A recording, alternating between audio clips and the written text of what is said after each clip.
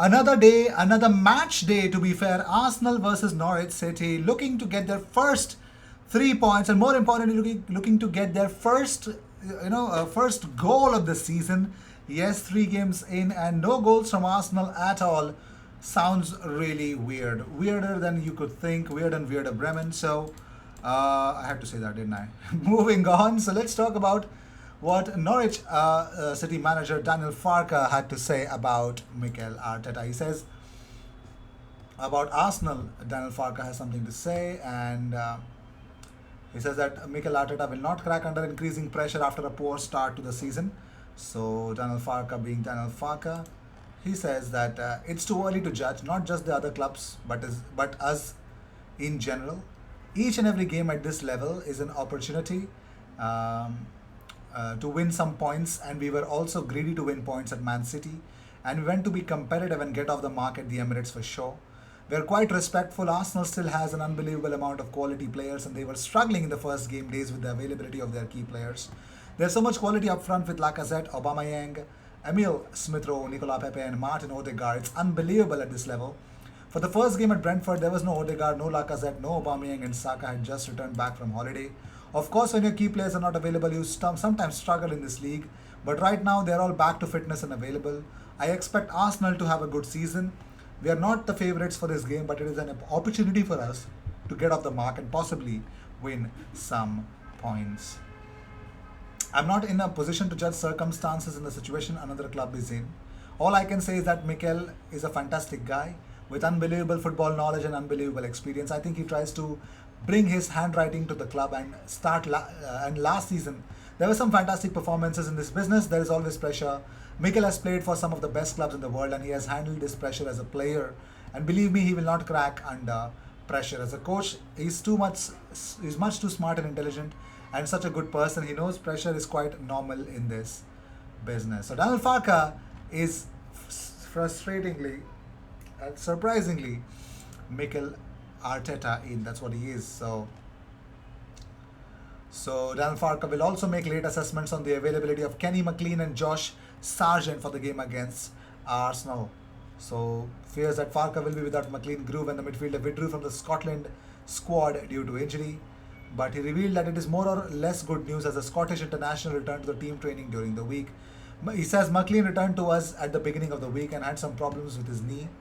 He had some rehab sessions in the beginning, and thank God yesterday he was back in team training. We have to wait to see how his body reacts, and we have a session this afternoon, but I think it is more or less good news and he seems alright. The same cannot be said about Josh Sargent. He was one of the last to report back to Norwich during the international break. So he says that we need to have some late decisions because many players pick up little knocks. Sargent finished a game yesterday morning at 5 a.m., was on the plane to Heathrow at 7 a.m., an 11-hour flight, and then he arrived at Norwich pretty late. There will definitely be some late decisions about availability tomorrow, but we will see. So let's see. McLean and Sargent might or might not make the squad against Arsenal. But more importantly, Patrick Vieira lifts the lid about a silly and the most frustrating debates in football history.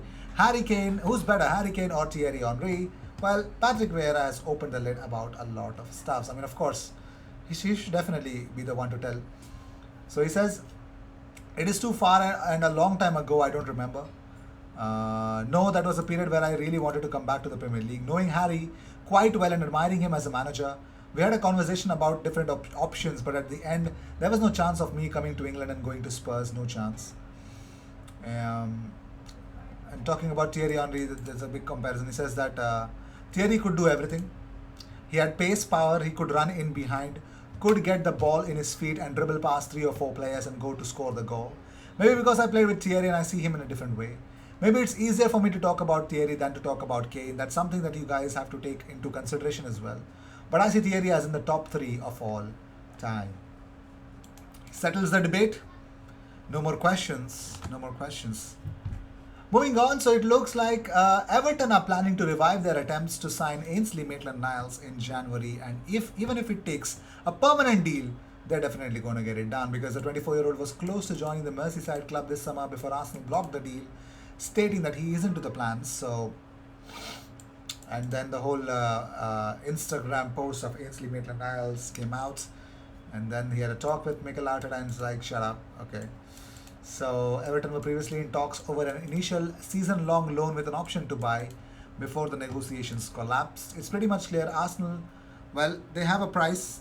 They have a price for every player. If you want to buy, come and buy permanently. Don't just talk about this whole, loan spell and this and that. So let's just not talk about the loan spells. Let's just talk about the right things that might happen, that need to happen, and yeah, in real time, those are the ones that really matter. And yeah, okay. Hmm. And more importantly, Gabriel Magalhaes is ready for the game. He tweeted this image yesterday with the caption, "Ready for tomorrow." Gabriel is ready. I'm seeing him start today. I am. Let me know in the comments what is your playing 11 for of Arsenal against Norwich City. I'll definitely be considering to talk about that. More importantly, while Guardian's predicted lineup for Arsenal versus Norwich City, you can see Tim Krul, Hanley, Gibson, Aarons, Williams, McLean, Gilmore, Lees, Melu, Rashica, Pukki and Cantwell will be the men around. But more importantly for Arsenal, they believe it's going to be Leno, White, Gabriel, Tierney, Cedric, Partey Lokonga, Pepe, Odegaard, Saka and Aubameyang will be the 11. That's not bad actually. That's really not bad. I think starting Odegaard is not a bad idea at all. So Arsenal have signed 8-year-old Nigerian Munir Mohamed Sada. Yes, you can see 8-year-old Munir Mohamed Sada. Yeah, look at him. Oh my God. Such a cute boy, yeah? Love to see these kind of things. Yeah. Moving on, so Hector Bellerin has actually taken a pay cut to join Real Betis. So the reasons that he's given is that it's pretty much clear. He says football is not just money. Sentiment is very important. So let me know what you guys feel about this. So Hector Bellerin has actually joined Real Betis because of footballing reasons. And it's not about monetary because he's taken a big pay cut. Does not make any sense if you talk about, he's into making more money. That's a really sad thing to say. But more importantly, Arsenal, according to Chris Wheatley, Arsenal are marking the return of fans by partnering players with local businesses for 2021 season. Well, unbelievable. And the reason that they've given is that this is one of the number of ways we are supporting the local community. It was clear there was one thing in particular they needed, which is awareness. So it's really a very great, they actually, it's called Tollington. They really have an advert as well, wherein Rob Holding features in that advert as well. I think Per Mertesacker also features in that. So adverts will also be aired across the advertising boards at the Emirates Stadium and inside the match day program. So the Tollington has actually spread the awareness. They say that we're always behind Arsenal, so it's great that they're behind us too. Throughout this season, the club are working together with local businesses. We are honored to be the first to feature. So that's what I love about Arsenal, man. Yeah, that's really good. Unbelievable. Freaking believable. That's